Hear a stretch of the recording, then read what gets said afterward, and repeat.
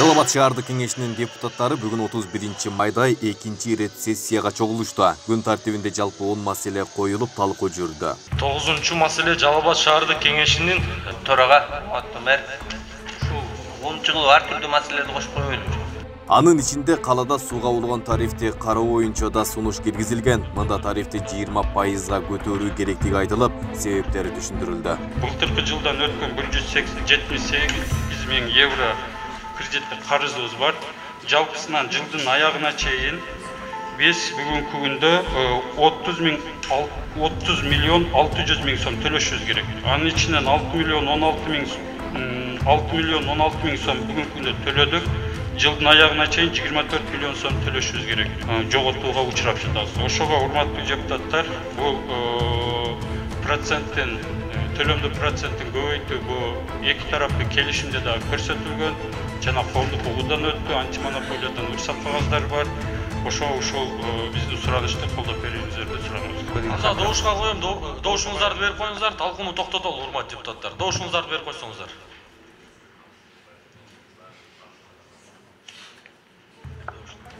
Бир добуштанмы же алыс каршылар барбы?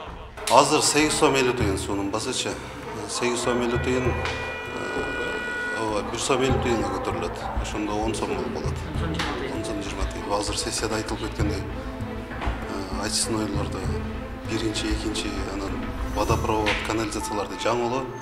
Анан бизде проектте каралган келишимдечи 40%га чейин көтөрүү. Азыркы учурда 20%га депутаттар колдоп беришти.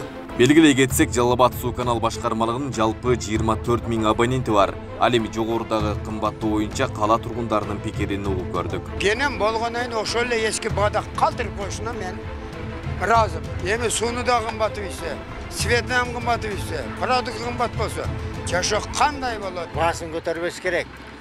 Эмне